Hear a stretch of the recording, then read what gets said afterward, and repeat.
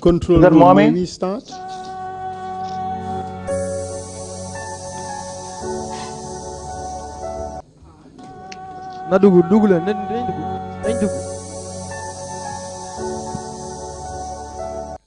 Okay, Mr. Fall, we are ready to go. Thank you.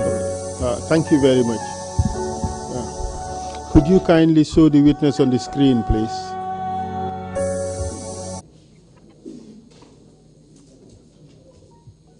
Can you kindly put the witness on the screen, please?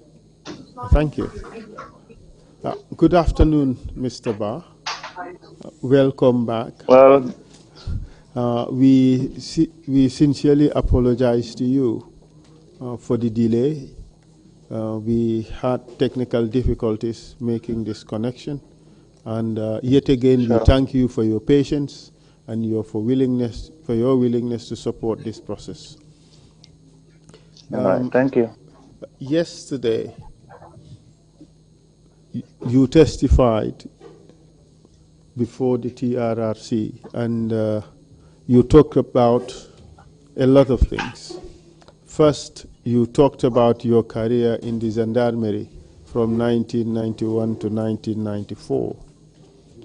You talked about the events that happened at State House on July 22nd, Sure. 1994, during which Sadauda and members of his family and household were whisked away to the waiting frigate, the U.S. frigate, and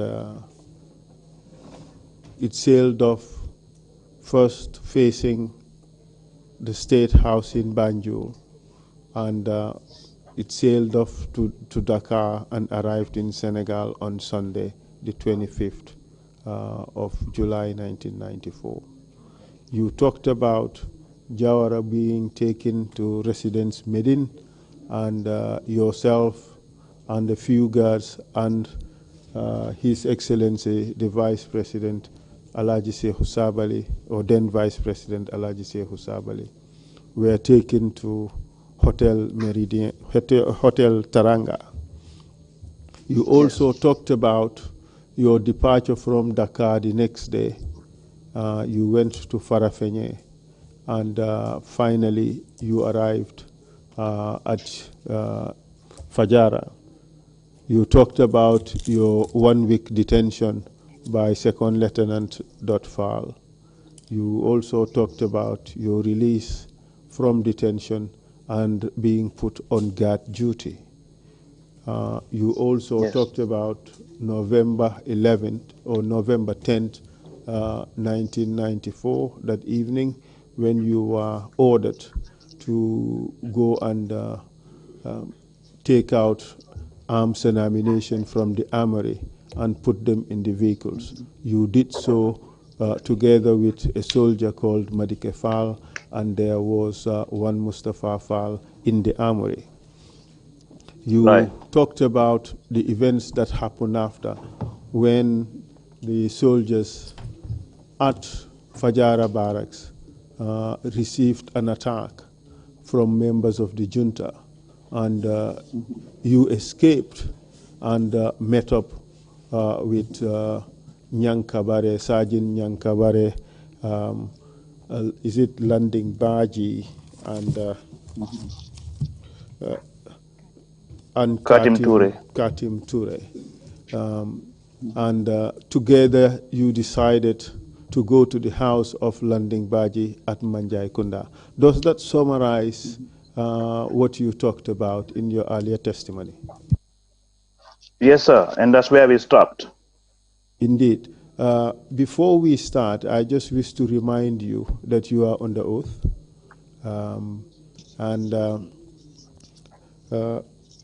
You just reminded the importance of speaking the truth, nothing but the truth. In fact, yours was an affirmation to speak the truth and nothing but the truth.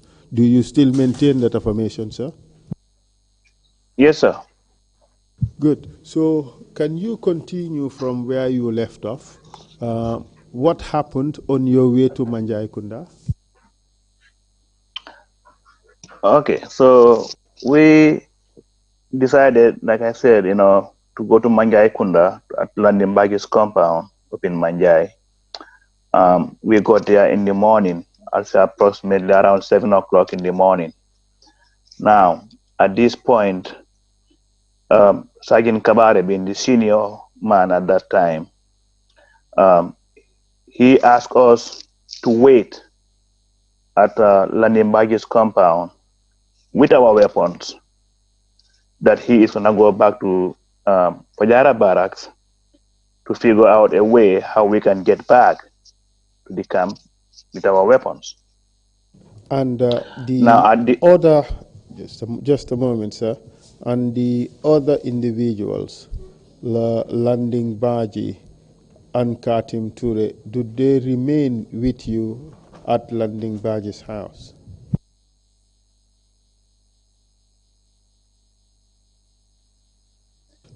but Katim Ture made a decision that he is leaving, so he left for Casamas. I understand.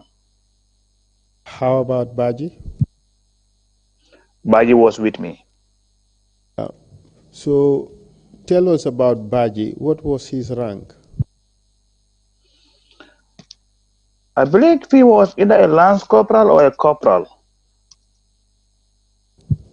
And which part of the armed forces did he belong to? Baji was from the gendarmerie. How about Katim Ture? What was his rank? Katim, I believe he was a private.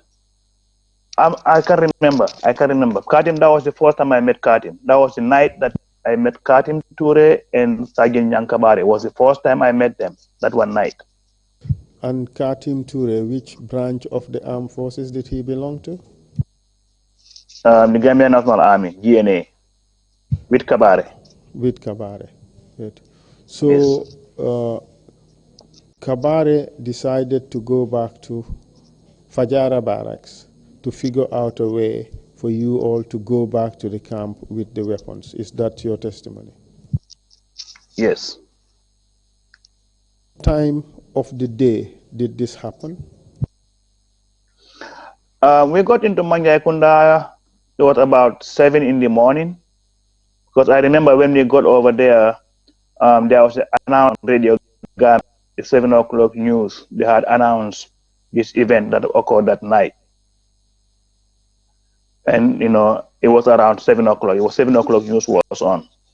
And at that point, Kabari decided to go back. So I stayed back with Landing Baji. And Katim Ture left us. He didn't want to stay. He left us. He went to Casamas. You talked about the news at 7 announcing the events that happened the night before. Did you hear the news yourself? Right. Yes. Do you recall what was said in the news?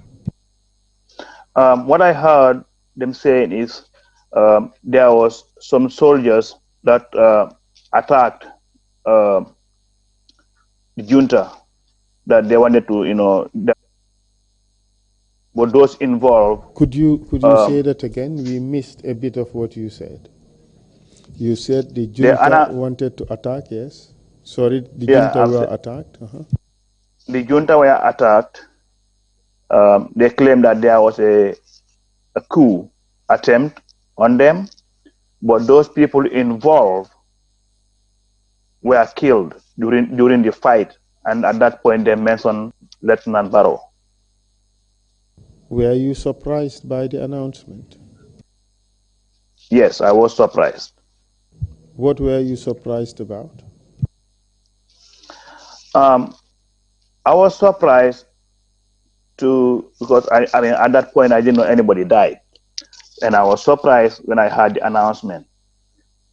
And also, for me, the reason why I even stayed, with Baji, waiting for Kabare, to me, it was not done.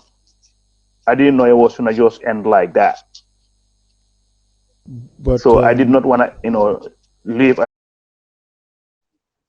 could have joined Katim. Katim left the country.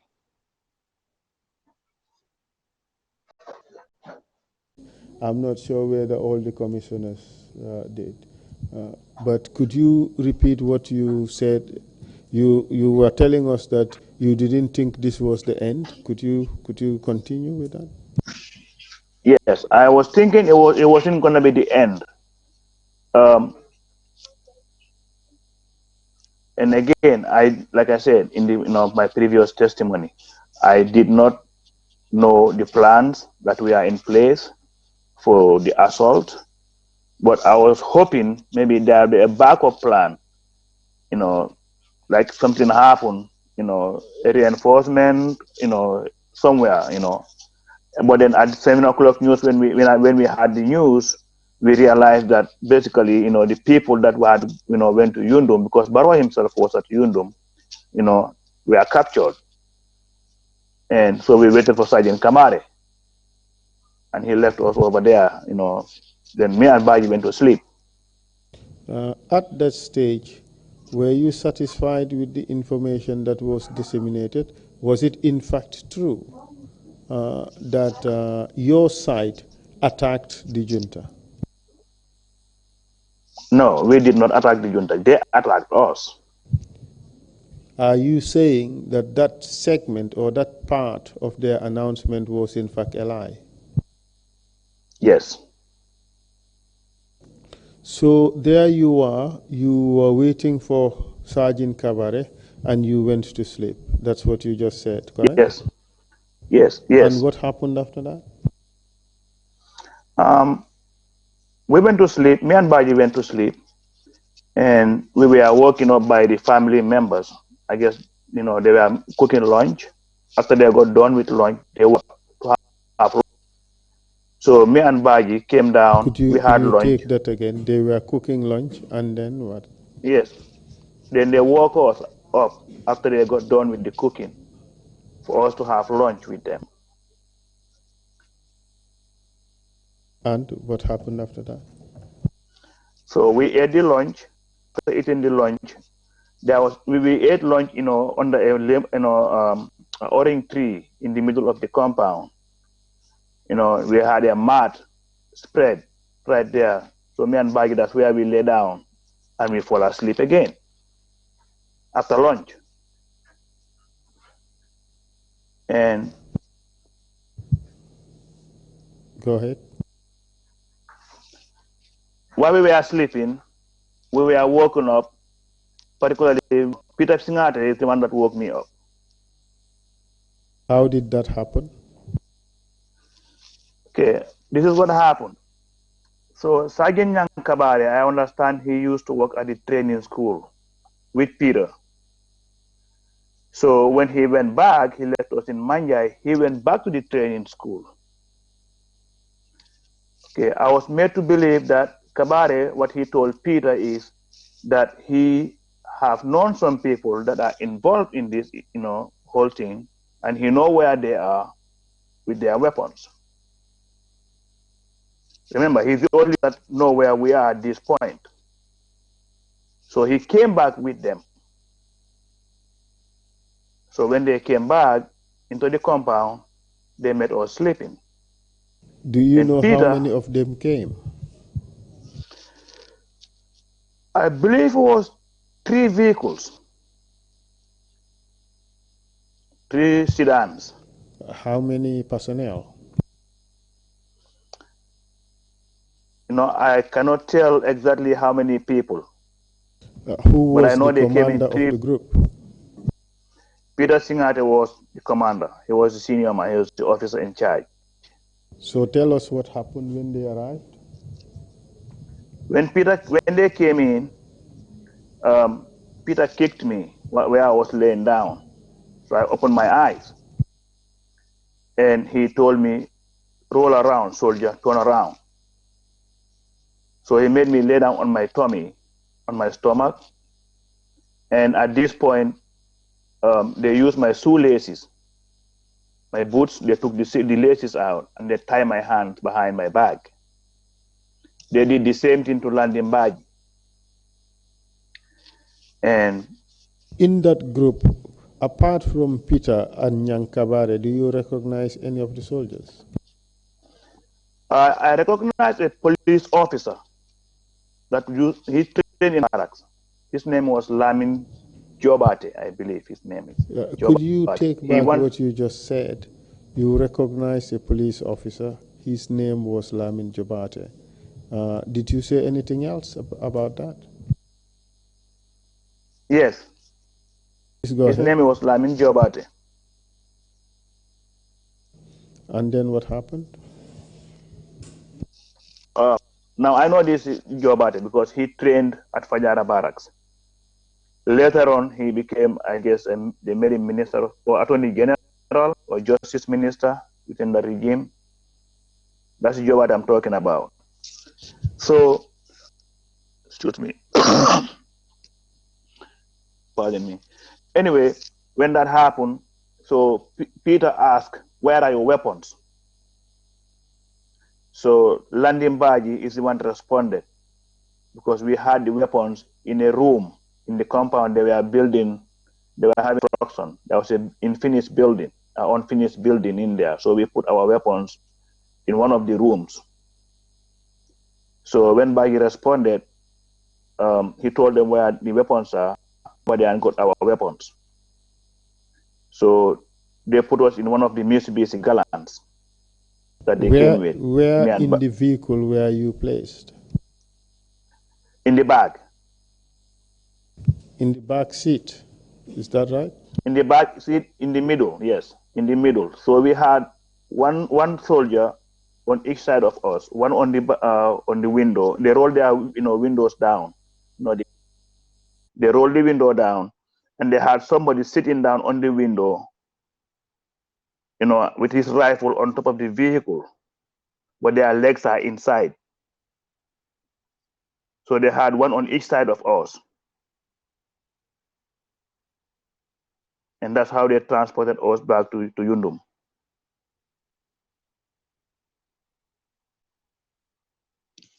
Yeah, now I cannot hear you.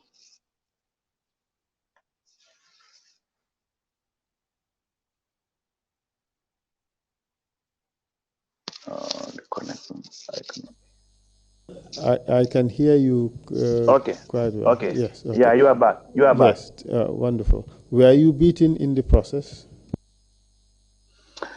Not with the guards, not with Peter and his people. The people that arrested us from Manjai Kunda, they did not lay a hand on us. They did not beat us. This scary part was Peter. When I woke up, he had his muzzle, muzzle of his AK-47 pointing at my head. That was scary. But either way, when we got to Yundum is where I got a beating. That was the next morning. Let's take it step by step. What time were you taken away from this house at Manjai Kunda? I'll say about 3:30, 4 o'clock is in the evening. It was in the evening. Were you taken directly to Yundum Barracks? Yes. What time did you arrive at Yundum Barracks? I'll say about 6:30, 7 o'clock. Right around Maghrib. At around what time? Could you say again? I'll say close to Maghrib. Close to Maghrib. Maghrib prayers. Yes. That's right. And tell us what happened when you arrived at Yundum Barracks. So when we got to Yundum Barracks, there were so many other people. And when we got there, they were screening people at this point. So many people were coming in, getting arrested from different locations. And when we got there, the person I spoke to, well, again, he was a sergeant major, WO2, I believe it was. His name was Sergeant Major Jaju. He is from Kombosom. Actually, he was one of my instructors during the training, when I was at the training school. They call him Mala. So he's the one that I spoke to. At this point, he was the officer at the military police. So when I talked to him, me and Baji, he said, well, I'll see. I don't think you guys are part of this. We're going to just figure a way out to release you. He tried, but he was told he can't. Did he No, succeed? he did not. What He happened? did not. What happened? He came told us that the vice chairman would like to talk to us before we leave, which is Sana Sabali. He wants to talk to us before we leave. At this stage, where was Sana Sabali, as far as you know? I don't know where he was here. He might have been home. Can you, before we proceed to the next step, can you describe the scene at Yudum Barracks when you arrived there? There were so many people being arrested, and they were just screening them. Who is involved, who you think is involved, and who is not involved. You know, I don't know how they would know at that point, but they were just screening people. And the military police officers were there, including this Mala I'm talking about. And as they were Can you screening explain how the screening was done? well, like I said, particularly myself, I spoke to Mala. That's who I spoke to. You know, he asked me what happened. So I explained to him what happened. I told him we were arrested and what happened in Fajara Barak. And then he said, you know, I don't think you guys are part of this thing. I'm going to just try to figure out a way to release you guys. I said, okay. But essentially, you are saying that the screening was in the form of questioning or interview yes, of people yes, who were suspected to have been involved, correct? Right, correct. Okay. And who was doing this screening? You mentioned Jajo. He was military police. That's Who who I else was spoke to. involved in the screening? That's who I spoke to. There were so many other people that I don't know their names.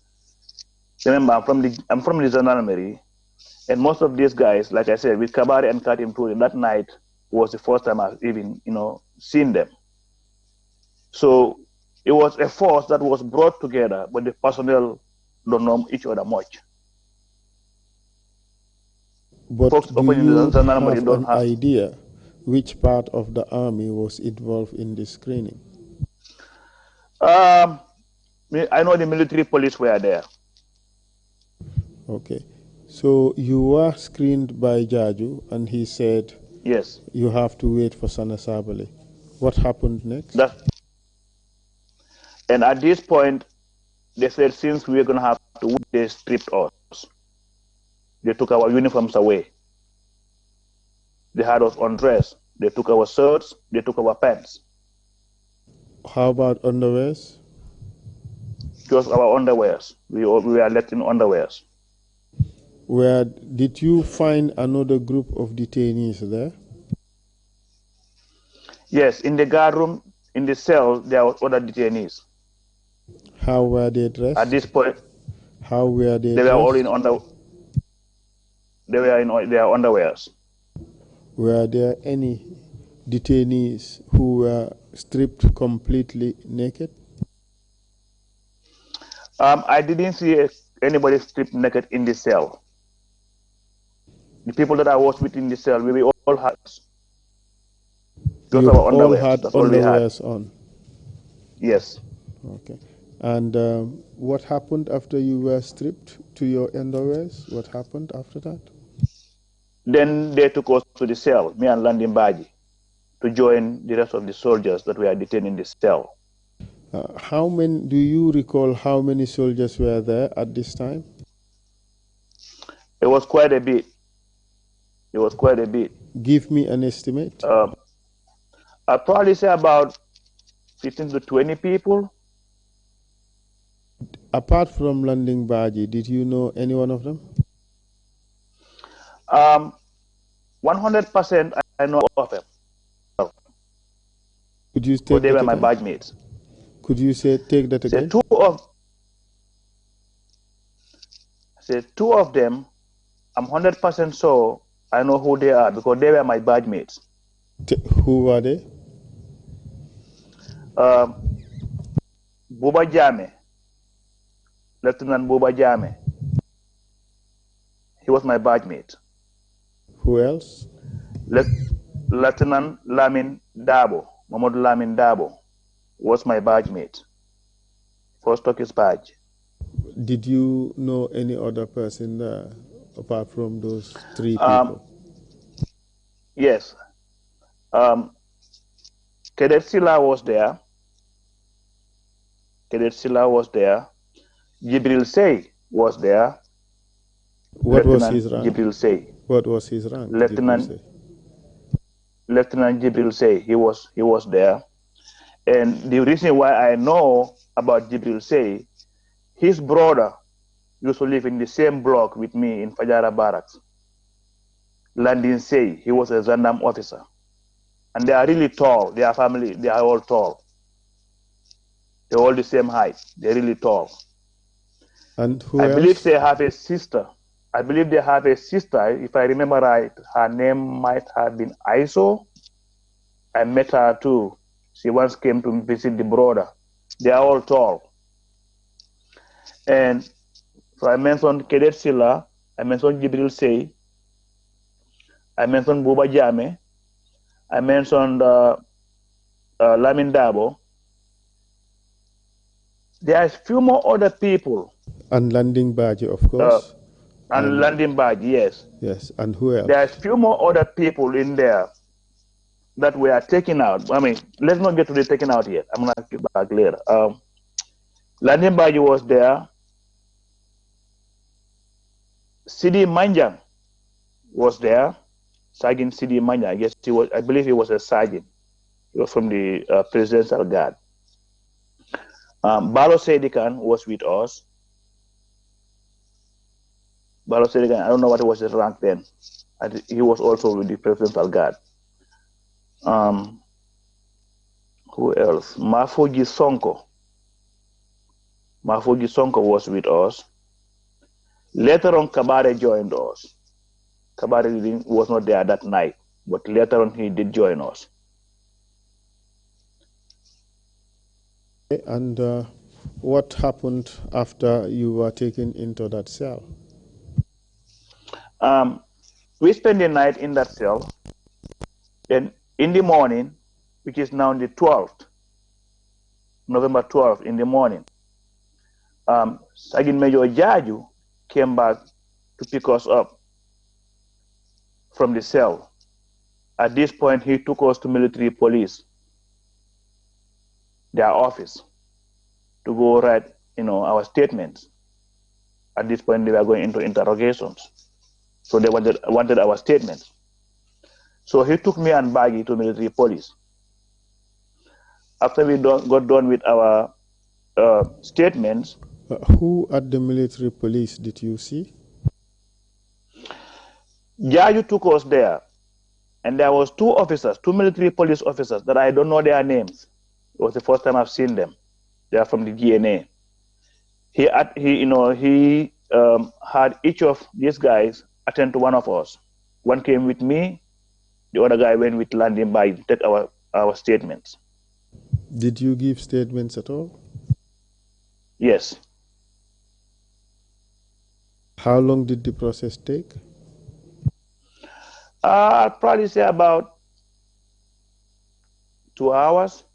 It took a while because At they had this questions. stage, Then At this stage, were you ever beaten? Yes. The beating happened in the morning when he came to pick us up from the guard room. Can you tell us what happened? Can you tell us what happened there? What happened is they were going through the uniforms. Remember, they stripped us naked the previous night. So the pants of one of the that they took, I guess they found a grenade or something in one of the pockets of this particular pant. And so they asked, whose pants are these? And when that was happening, somebody said it might have been mine. I guess it was Baji. He said, Abdul, is that your pant? I said, no, I don't think that's my pant. Before they even figure out whose pant it was, we had a guy, his name is Kairaba Kamara. He was a provost. At this point, he slapped me. So when he slapped me, Jaju got involved. Jaju intervened.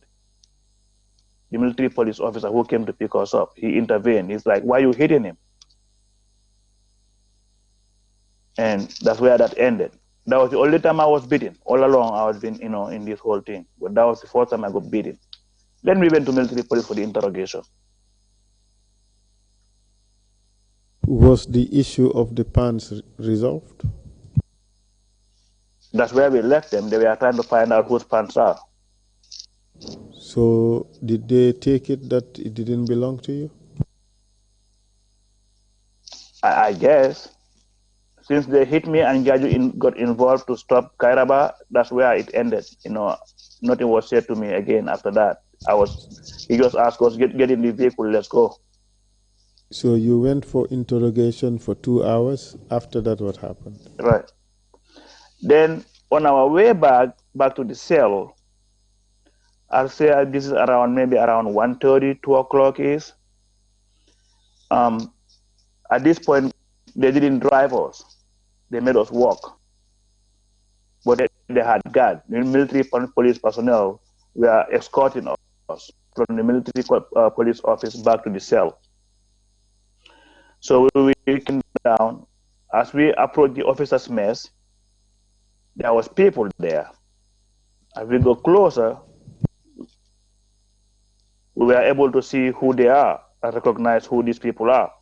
Who were they? It was the council members. Tell us who you saw. I saw Sana Sabali, Lieutenant Sana Sabali, Lieutenant Edward Singate, Lieutenant Sadibu Haidara, Lieutenant Yankuba Toure, and the Army Commander, Babukar Jara. What were they Jara, doing? I know who Jara. What They were were at the they officers' doing? mess. Do you know what they were doing there? I don't know what they were doing. I know they were sitting in the officers' mess. And what happened? They were sitting over there. So we came passing. As we were passing, we're looking at them. We can see they were laughing at us. Because remember, we are all in underwears. So I guess for us being humiliated, they like that, and they were laughing. It became entertainment to them. Anyway, we went back to the guard room, which was where the cell is. And what happened there? We got to the guard room, they opened the gate, we went back into the cell. Moment we got in, they opened the door again and said, "It's time to go get lunch." And it was myself and Landin Bagi that got escorted by the provost to go to the cookhouse to pick up our lunch. So we went and picked up our lunch. Is this guy the same provost who was there on the pants incident? No. This was a different guy. He wasn't he was not on duty at this point. He wasn't there. It was somebody else. I can just remember the name. I know the guy, but I cannot remember the name. It's been too long. But anyway, we got escorted to go to the kitchen to pick up our lunch. We got the basin of lunch. It was a big basin, like those big basins back home. They use them to wash clothes and whatever, So that's where they had the lunch. And this particular day, I remember what they cooked. It was domoda. Watachu? No, it was domoda yapa with nyambi, cassava in it. And we picked up the lunch. We came in, put it onto the hallway, and we started eating lunch. And at this point, we had the door open, the cell door open. And Papo Gomez was the one calling people's names. He said, whoever. What was his rank, Papo Gomez? W2. I guess he was an RSM.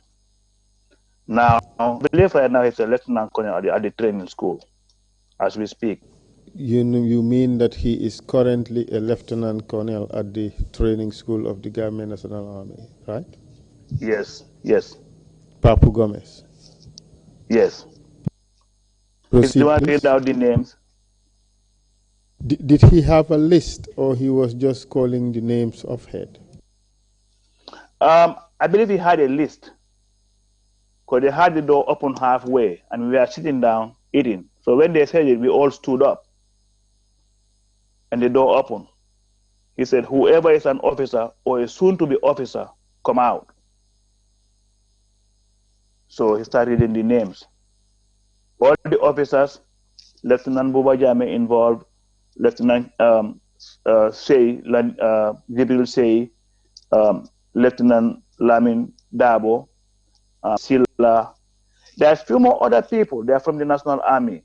Now, I don't want to mix up because I think in my statement I did mention Fafa Nyang in there. If you can see, I believe there's Fafa Yes, Nyang you in there. did. Okay, I'm gonna try to correct that because I'm not sure the person that I saw leaving that day. It could be Mane or Nyang. I'm not sure. Let me just make that point clear. I don't wanna, say anything that's not right. Your point But is noted. Please proceed. okay. So at this point, they went out the door. They were tied right there in the guard room, Do and they you were put recall who into. tied them? I've seen Papo Gomez was tying them with Alaji Kanyi. Did you know Alaji Kanyi before? No. How did you come to know him? Well, he became famous by his deeds. How did you come to know he was Alaji Kanyi? I became to know that he's Alaji Kanyi because people that know him, and he used to come back to work over there. He'll come over there. He'll talk to us. He was working there. He was working at Yundum. So Point everybody Alaji was Kanyi and Papu Gomez tied the detainees, officers. the officers. Yes. Could Yes. you explain how that happened? Were their hands tied? What was tied? Hands or feet? They were tied their hands. I saw them tying their hands. In front of them or behind them? Behind them because they were laying down on the floor. They came out of the cell right there in the guard room. They had them lay down and they tied their hands in the back. At this stage, Alaji Kanyi, was he armed?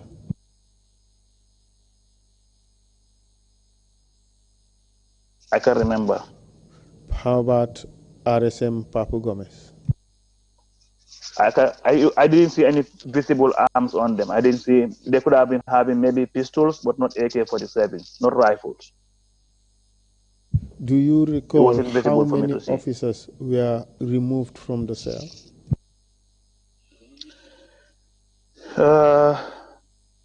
If I remember right, it's about 8 of them.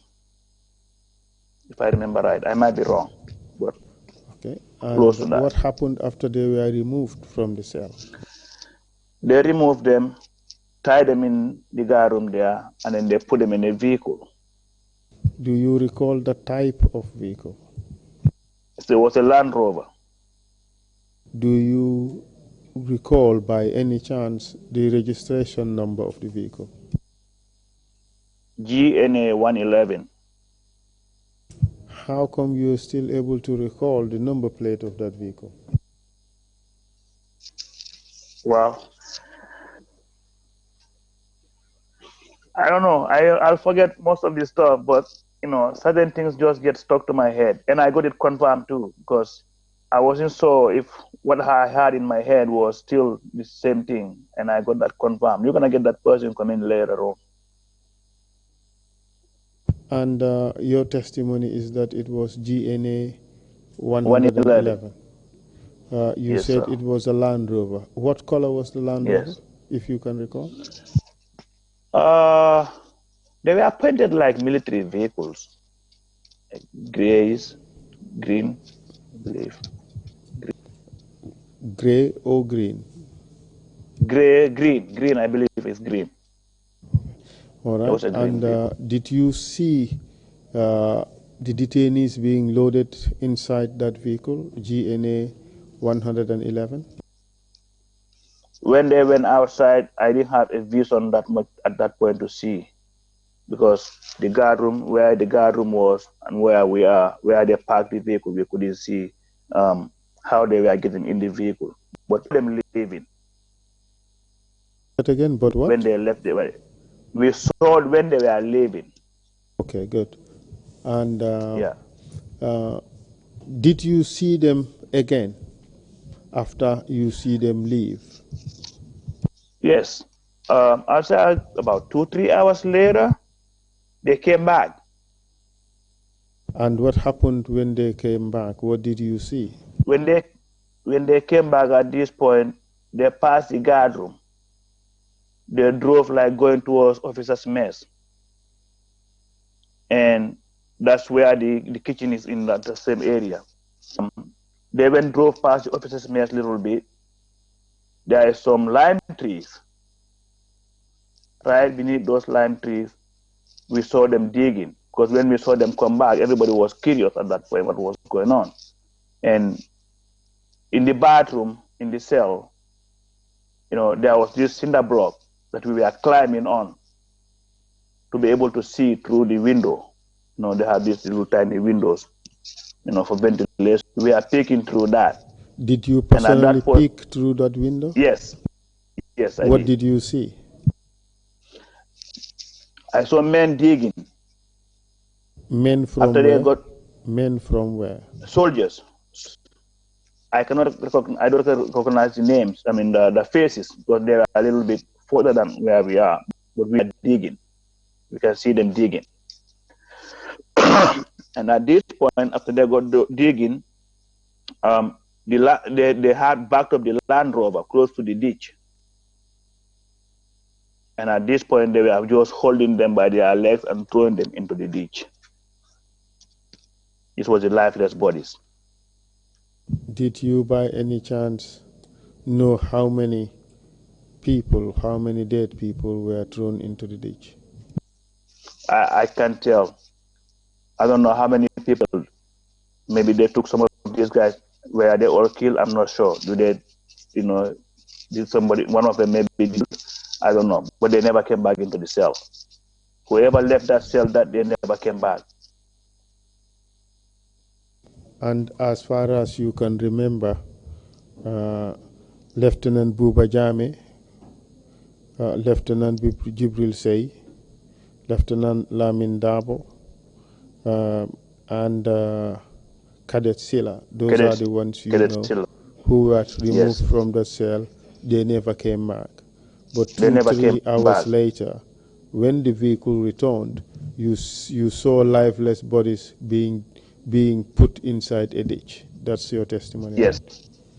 Yes. These individuals you named, have you seen them again since? No.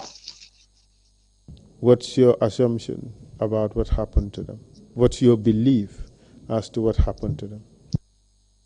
I believe they took him, wherever they took him, and killed them. And just brought them back and dumped them in a mass grave.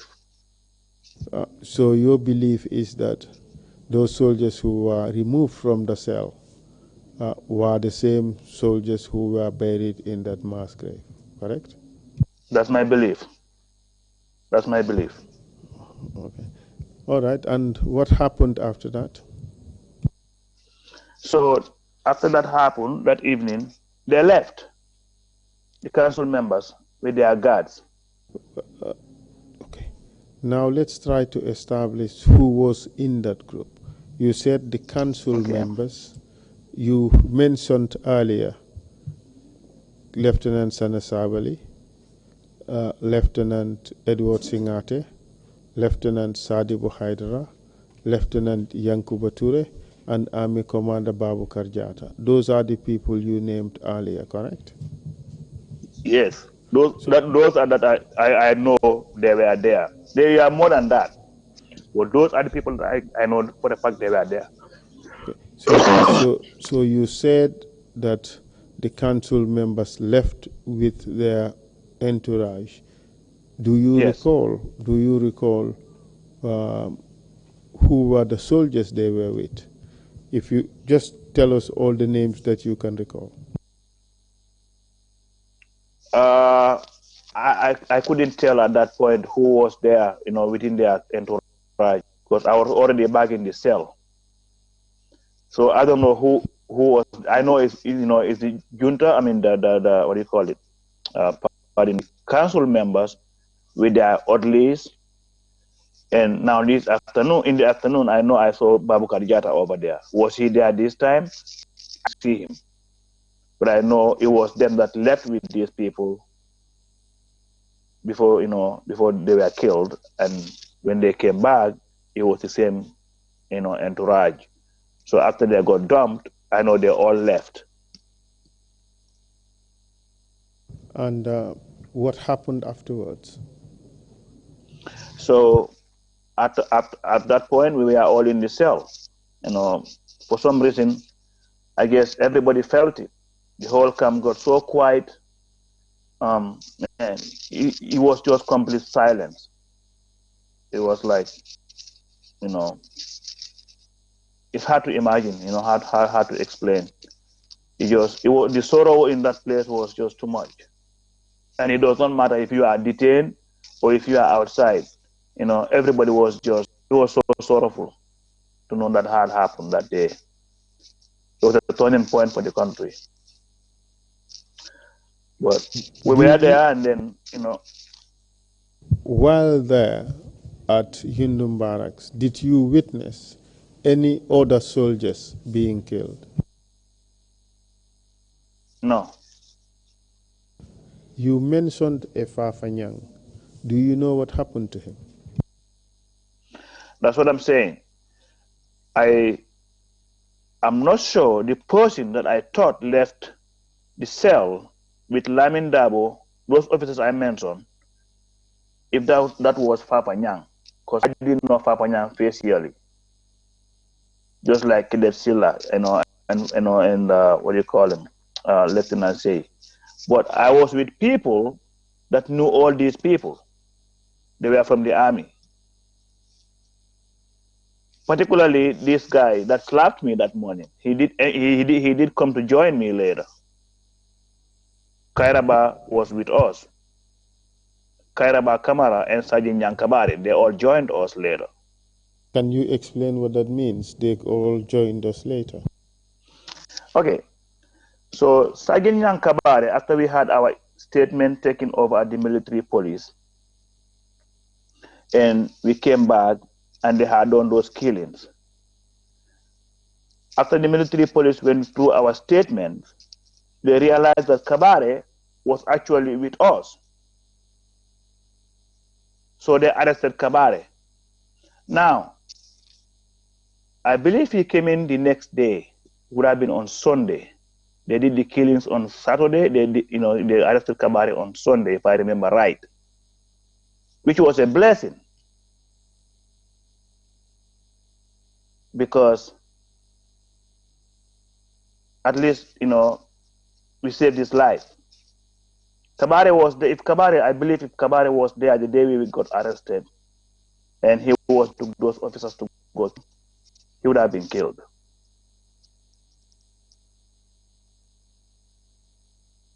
So, and how about the other person you mentioned, Kairaba Kamara? Kairaba Kamara came in the next day too, I believe. He was also arrested. Now, that might have been the thing. Maybe he was trying to conceal his involvement by hitting me to make them believe otherwise. But whatever happened, I don't know how he got arrested, what his involvement, but he came in the cell with us. We all stayed in Unum until we went to Mile 2 together. For how much longer did you have to stay in Yundum? This was November 11, we got arrested. I believe it was like about 3 weeks or so. Sometimes in December, I think, if I remember right, it's when we went to Mile 2. During this period while you were at Yundum Barracks, were you ever beaten? No. Forget about the slap by Kairaba Kamara. No. Were you subsequently beaten? How about the other soldiers who were detained there? Were they beaten? Not when I was there. Okay, and what happened after 2 to 3 weeks? We were taken to mile 2, but before we went to mile 2, we had a visit. The International Red Cross, by the ICRC. And what happened during that visit? This one morning, we woke up and they came open the cells and they just gave us our uniforms back, which we thought it was. And they said that we are going to have a meeting with people, but when they come in to talk to us, we need to be careful of what we're telling them. And who was giving you this briefing? This was Papu, RSM Papu Gomez, and Alaji Kanyi was there. Actually, Alaji You Kanyi have drilled mentioned us. Alaji Kanyi several times. Do you know at this stage what rank he had? I don't think he was promoted or anything. I'm not sure. 3 weeks later, I'm not sure. Okay. Proceed, please. So they came open the doors, they gave us our uniforms back. And they made us fall in right in front of the RSM's office. And as we fall in, Alaji Kanyi came in and he was the one drilling us. Make us warm. Say, okay, well, what's going on? So we waited for the ICRC to arrive.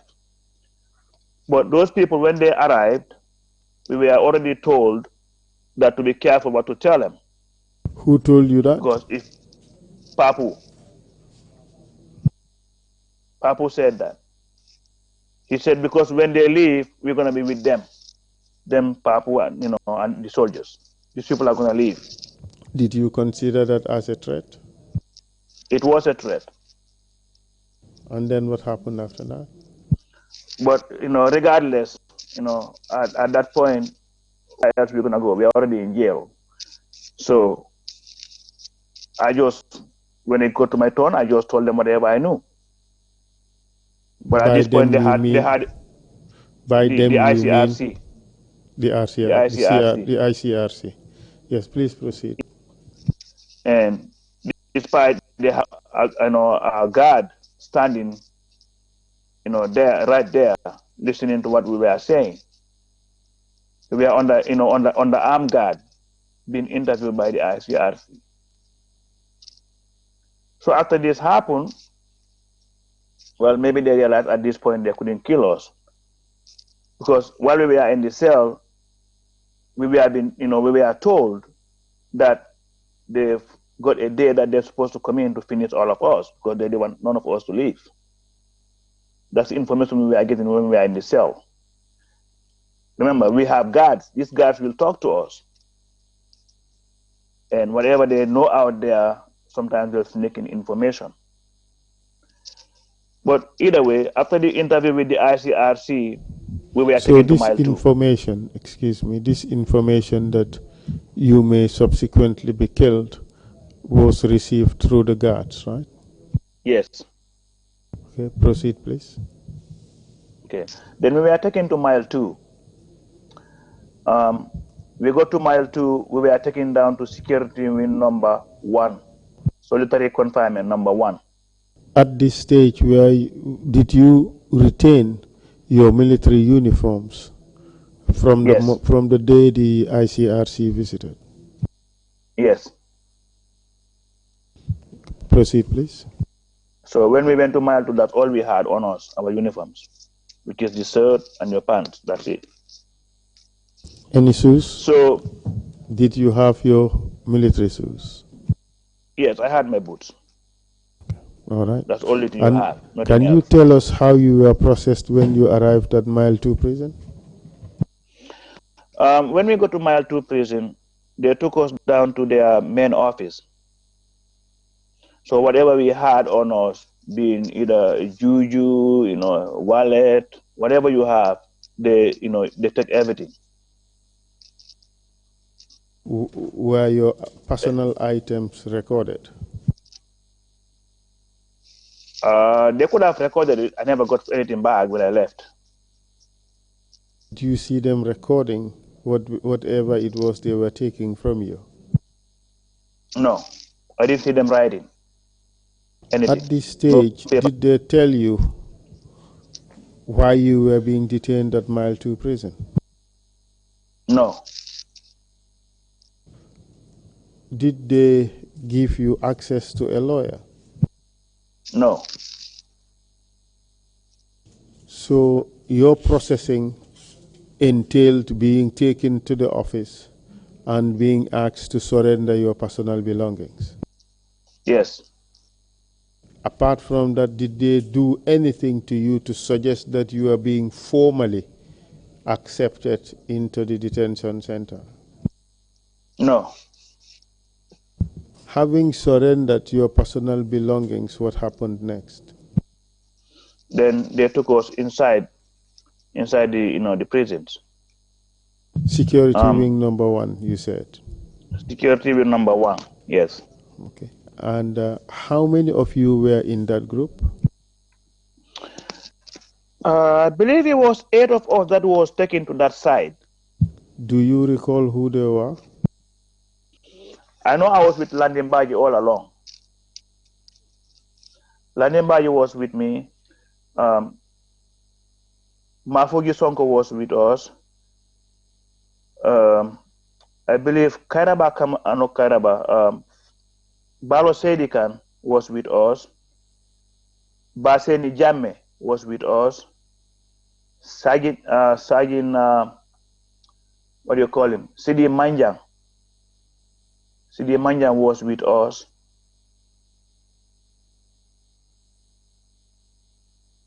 And I can't remember if Kabare was on 1 or if he was taken to number 4. But these people I remember. And do you recall whether you found any detainees at security wing number 1? Yes.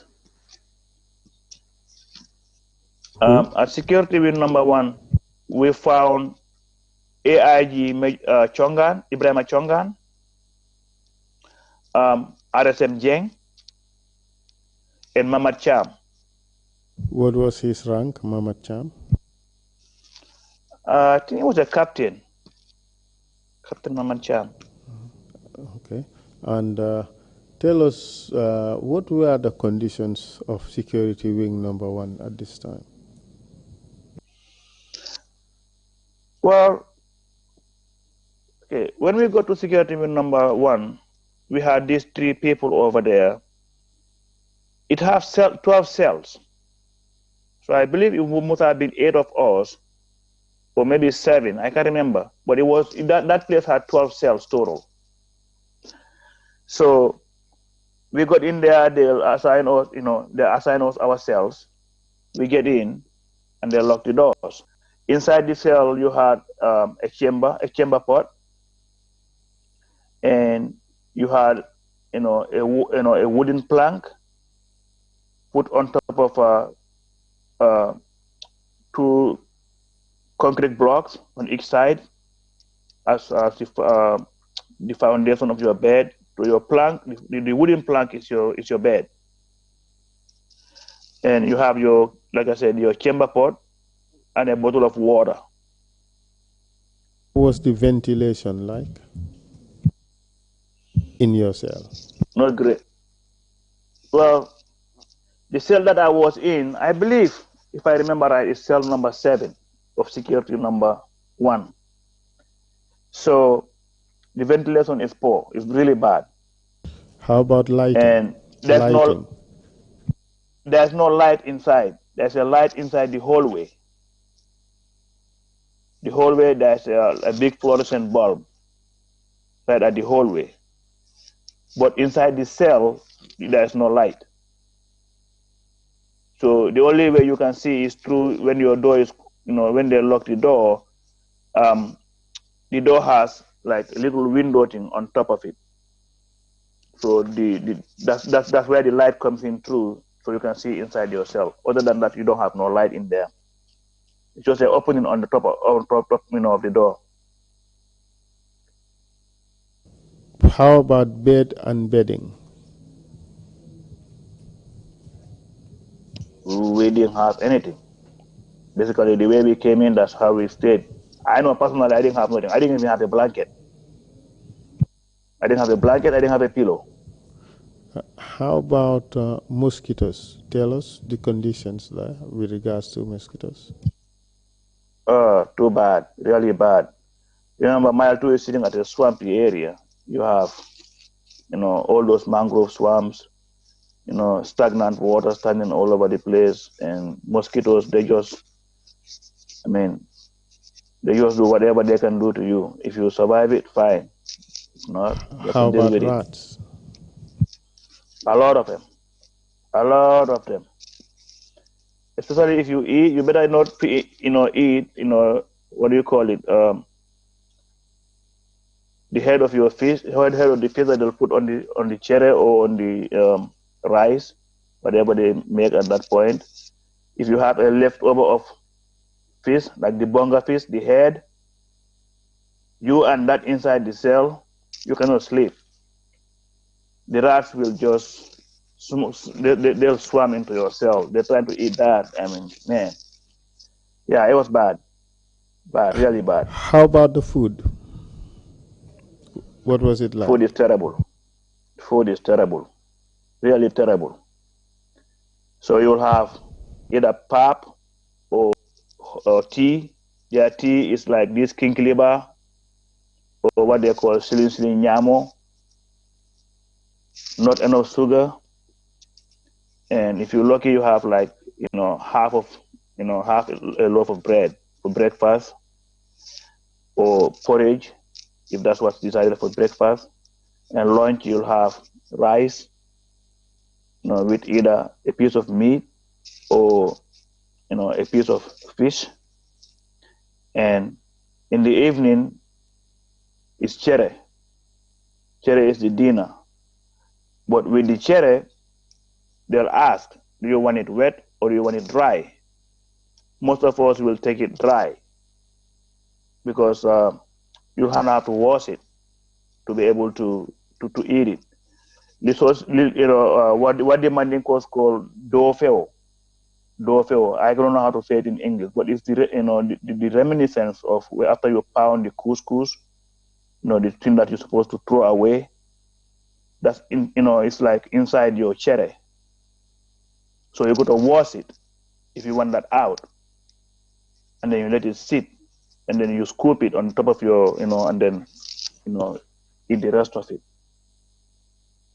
That's how you survive. Were you ever beaten while you were in No. detention in mile 2? No, I haven't. No. During your stay in mile 2, did you have the chance to see any members of the junta again? Yes. Tell us about it. So this one day, we were sitting outside. Like in the morning, we'll have 30 minutes break. We are locked up 23 hours. So in the morning, we'll have 10 hours break, and 30 minutes break, and in the afternoon, we have 30 minutes break. So this particular day, we were sitting outside. If I can remember right, I was sitting with Major, AIG Chongan. And we were talking about something, reading something on about the Quran. And the guards came in, the prison guards. They came in, they told us, you guys get ready, you have to move. I'm like, we have to move. He said, yes. They said, yes. So, okay. We went in, got our belongings, which is your chamber pot, your bottle of water. So they moved us over to security wing number 4. Now, security wing number 4, you have more people over there. I remember former Inspector General of Police, Pastor Rajani, was over there. Keba Sise, the director of the then NSS, was over there. So many other officers, ASP Jeng, they were all on that one side. Sam Sidin Sar, he was also on that side. Wilson, I guess is captain. So many other people. That's where they took us. But when we got there, we were one person over the cells. Now at this point, one person need a cell.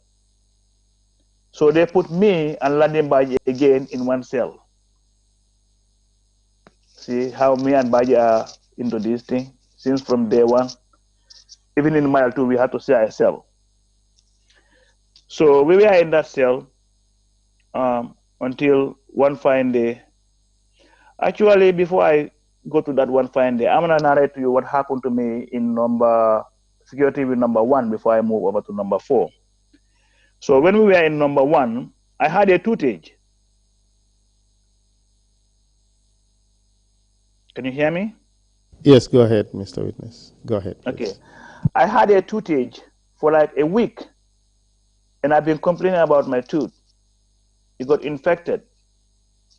And since I've been complaining about it, this one day, for some reason, they found me an ambulance. They brought the ambulance to take me down to RVH to go see if I can uproot it or if they can seal it or something. Anyway, I went for my visit. I went to the RVH. When we got there, they decided that, the doctor decided that he wants to uproot it. I said, okay, that's fine. But the guards, for some reason, they were in a hurry. So the doctor, no anesthesia, obviously, he pulled my tooth out. But on the process, or during the process, he broke it. He had one piece out, the other piece remained inside my gum. So for him to take out the other piece, he had to use a plier-looking piece. It's just like a plier, dig into my skin, my gum, to pull the rest of it out. And at this point now, I'm bleeding really heavily. So he gave me, a piece of cotton to put on the wound and just bite on it. So I said, okay. Then he gave me paracetamol, but the paracetamol he gave me was with the guards because I was there under escort. So he gave my painkillers to the guards. When we go to the mile 2 prison, I was put back in my cell. When I asked for my medication, they didn't want to give it to me inside the cell. So every shift that comes in, they have to have my paracetamol. If I need it, they give it to me. 2 people in mile 2 that really, really, really I can appreciate, and I will never forget until I die. It's 2 people. One of them is called Malang Sidibe. Sidibe was really, really, really helpful. The other person there is Pabaji. Pabaji and Malang Sidibe did, I can say, everything for me. And I am so, most of the detainees will testify to that. This is a person that was risking, taking the extra mile by going to our families, talking to our families about our situation, making them know that we are still alive. Because most of us that got arrested, never had any, form of communicating with your family members. Myself, particularly, my family, they didn't know. They thought I was dead because that's what that's what they were told. So those 2 people, I'm gonna say thank you to them. They were helpful. Thank you very much for that, Mr. Witness. Now let's move back to the event you talked about that you saw, the next encounter you had with members of the junta while you were in security wing number 4. Right. So this one particular day, after they moved us to security wing number 4, that was the day they arrested Sana Sabali and Sadi Haidara. So they they took them down to where we were staying. That's security 1. Proceed. So when they took him over there, now it became the talk of the place. Oh, the vice chairman is here. The vice chairman is here. The vice chairman is here. So,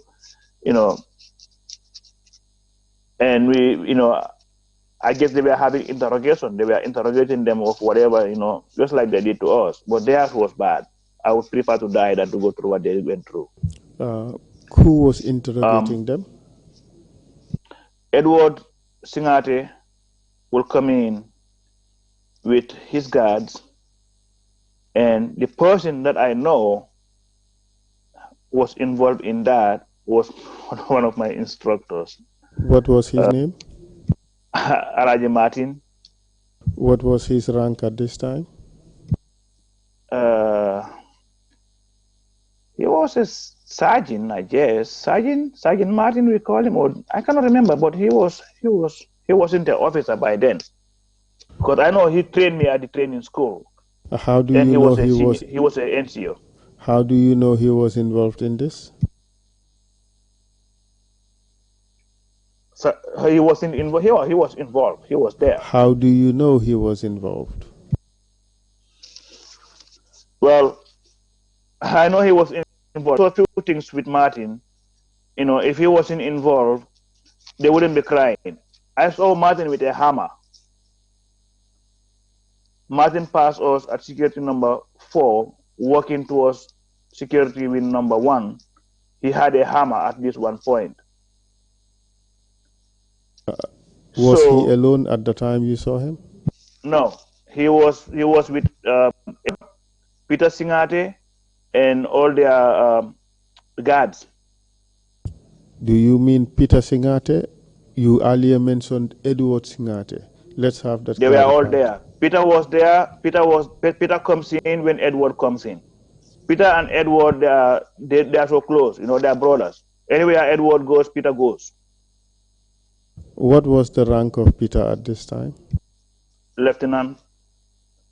So were you saying that on this day you saw Edward Singate, you saw Peter Singate, you saw Sergeant Alaji Martin carrying a hammer? How big was the hammer? I'll call it a sledgehammer. That must be a big hammer, correct? Yes, yes.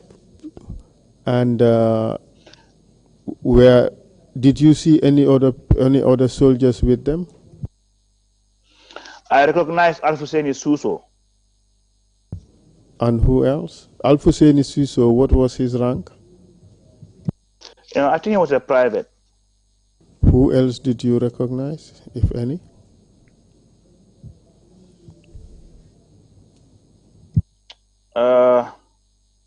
I think that my memory, yeah, those are the people I'm recognizing right now. And my memory fades a little bit. What happened after you saw them pass through security wing number 4? When they passed for number 4, they went to the gate in between, and in a little while we can hear these guys screaming. Which guys did you hear screaming? Crying. Which guys did you hear screaming? We believe it's Sana Sabali and Sadibu Haidara. From which section of the prison were they screaming? Security wing number 1. What do you think was responsible for that screaming? I was thinking they were torturing them. Why did you come to that conclusion? Because I heard them crying. Unless if they have been tortured, something painful has been made to them. That's why we are hearing them cry. For how long did that happen? Conversation, it happened in 2 occasions that I witnessed, and I believe it happened to us close to like 45 minutes to an hour. On this occasion, this was the first time you saw these people and you heard these cries, correct? Yes, that was the first time, and there was a second time. Tell us about this second time. The second time, when they came in, I believe Elijah Martin that they was carrying something looked like a box. Now, this box looking thing had wires on it. And my assumption is they electrocuted them. That day, did you see them go to security wing number 1? Same place, yes. Same route as first one. And did you hear anything after they passed to go to security wing number 1? The same cries, the same screaming as the first one. And what conclusion did you arrive at on this occasion? I arrived at the conclusion that they were electrocuted. On this occasion, besides Alaji Martin, who else did you recognize? Alaji Martin was there. Again, the Edward brothers were there.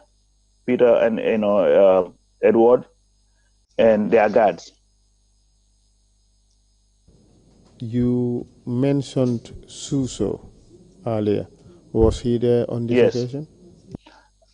I can recall that particular day, the second time. I cannot recall seeing Suso, but I know the first one he was there. And can you situate this with time, please? Do you recall the date this event occurred? I know they were brought in, was it 26th? If I may refer back to my statement, I think I have the date that they were brought in. But the dates that they were tortured, I don't remember those. I didn't remember those dates, but I remember the day that they all came in, the 26th of something. July 1995, you said in your statement, Yes, paragraph 18? yes, That's yes, right. But you cannot yes. recall the dates on which they were tortured? Yes. Chongan was the one that was a good person in prison that will keep notes. He'll write stuff down, but unfortunately, I wasn't one of those. I wasn't keeping records. That's why even the day I was discharged, I can remember it. For how much longer did you have to remain at Mile 2 prison? I believe we spent 6 months in Mile 2, me and Baji. And what 6 happened months. after that? After these 6 months, now during these 6 months, during the period, at times they'll come in and take us down to Fajara. They'll come and pick me and Baji to go to Fajara. Because I believe what they were doing is they were using me and Baji as state witnesses against Kabare. When we get to the officers' quarters over there where they were doing the court martial, Landy will be called inside to go testify as to what he knows. And they'll have me sit in the vehicle and wait. So I'll sit outside, I'll wait. Baji will go in. After, they'll come back in. They'll drive us back to Mile 2. I mean, it happened like maybe 2 times, 2 occasions. We were taken over there. And after that, they released us from Mile 2. But we didn't go home. They took us to Yundum again for another month. While we were at Yundum, I guess this one fine day, they came in and took me and Baji again to Fajara Barracks. When you say they, who are you referring to? The soldiers, the guards, whoever was tasked to do that. I don't even know who they are. Do you know from which unit? That was the military police. And but I don't know who they are. Okay. So, and what happened this time? You were taken back to Fajara Barracks? So we were taken to the barracks, and they took us to the commander's office for orders, meaning they have charged us. So we went in, and they read me my charge. My charge was that I was being, charged that I was involved in November 11, or if I'm not involved. Actually, this is what it says. It says, you had information about what was about to happen in November 11, and you did not inform the appropriate authorities. So that being the case, your service is terminated. You are dismissed from the force. The last word I was told is, but you are still a reserve, meaning I cannot leave the country. I'm a reserve after being dismissed. So I said, okay. And that's how I left. I went and collected my little pension, bought me a passport, and I left the country.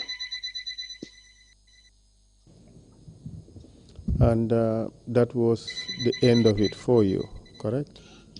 Yeah, I left September 28, 1995. I went to Dakar. So when I got to Dakar, I went back to the ICRC office because remember they had a file on me already. So when I got there, I told them who I was. They went through their files. They found my file from Yundum and Mile 2. They gave me a copy of it. That's the file I took to the United Nations to apply for asylum. Eventually, you found yourself in the U.S. Yes. Thank you very much, Mr. Abba. I have no further questions regarding the events of November 11. I'll cede the floor to the commissioners to ask questions, and after your questions, perhaps the witness may be given the opportunity to say a few words. Thank you, Mr. Chair. Thank you very much, Counsel, and thank you, Mr. Abduba, for your testimony. Commissioners, do you have any questions to ask? No, there isn't. Mr. Ba, would you want to make some concluding remarks at this point? Sure.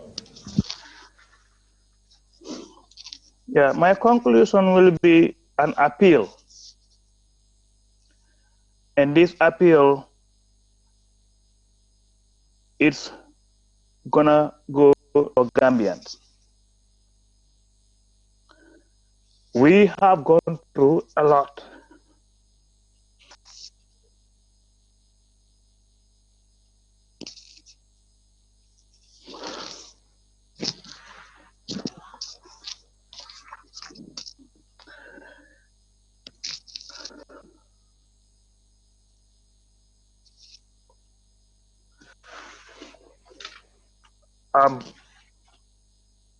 Gambians have suffered for the past 22 years.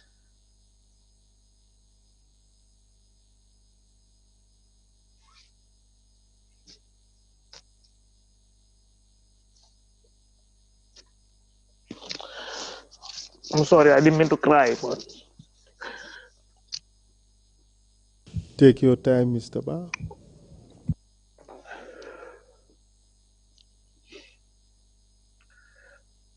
I'd just like to say to the Gambians, we need to think about how did we get here? What happened?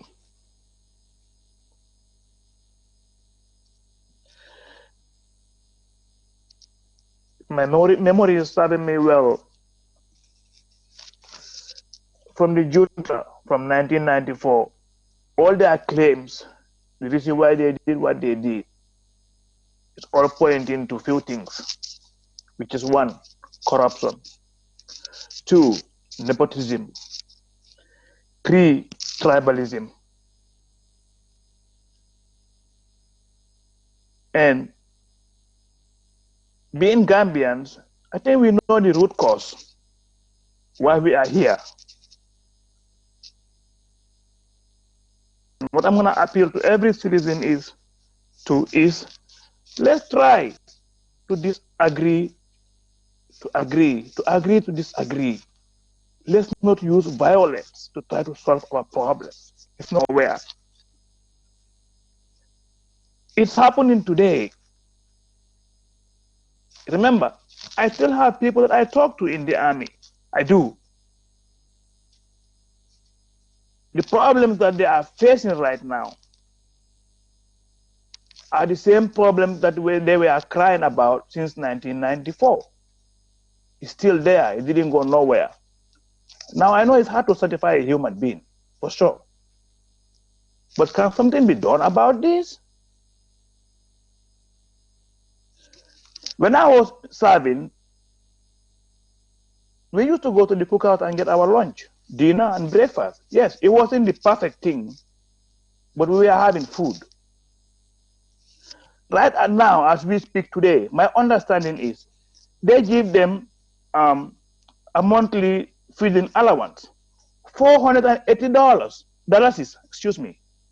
$480 is what they are giving them for food allowance. You have somebody paying food, being paid food allowance. This person probably have two wives. This person probably have how many kids? 4 or 5 kids. They all have to go to school. They have to eat. So the bottom line is we need reform in the military. We don't need military. We just need a disciplined military. And for that being the case, not only the military, the whole thing, security forces in general, being police, PIU, you name it. We need discipline. That's what we need for the country. Now, this corruption thing is like what they say, a fish will start rotting from the head. These junior officers out there in traffic collecting $20, $50 from people, they are seeing it somewhere else. I was in the Gambia in 2017. That was my first time I visited after I left the Gambia.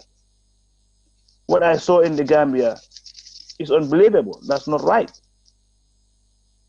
It's not right. You are posted, you are sent to a place to go serve the people. You are not sent to a place to go and make yourself a living. Your living is being paid by, which is your salary. So let's try to curb on that. And it starts from the top. Now, that being said, I'm following the TRRC. I'm watching it very closely. I understand you guys, the TRRC Commission went down to the former NIA, now the SIS, quarters in Banjul. What was shown on TV, what we saw out here in the media, is not what we expected. Let down. We didn't expect all these atrocities to happen. We are hearing people talking about Bambadinka. The videos, what they saw that day on Bambadinka is not what they're explaining onto the TRRC. The victims that went through there, why would they lie? They're not somebody tampered with it. Now, that's going to hinder you guys' job, trying to reconcile the people. It is going to hinder the people, your job. We want justice. Yes, we might be able to put it, but justice must be served. Let's have justice for the victims. They deserve that. You don't just hold somebody's bed and slaughter them just like that and expect to reconcile with those people again. It's going to be painful. The people that we already know and people are naming day and night, the government should do something about it. They are still in the system. How safe are we? How safe are the civilians? How safe is Barrow and his administration when he had the killers within his ranks? How safe are they?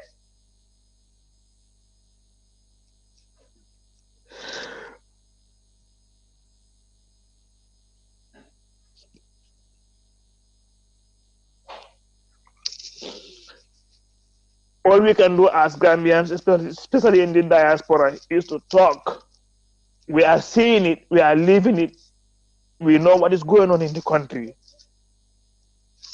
All this politics is not going to take us anywhere. Anytime somebody says something, now they even have something they call fake news. It's not fake news. What we are telling you is there. And the country is vulnerable. Let's pay attention. Let's pay attention to what had happened. Let's pay attention to yesterday. Let's relate it to today to make it, try to build a future, for our kids. We have to lay this foundation. It does not matter which reform it's gonna be. Maybe in the security forces, be in the civil sector. Everywhere has to be fixed. Yes, Yaya is gone, but Yaya is still in the Gambia because Yaya's method is still running the country.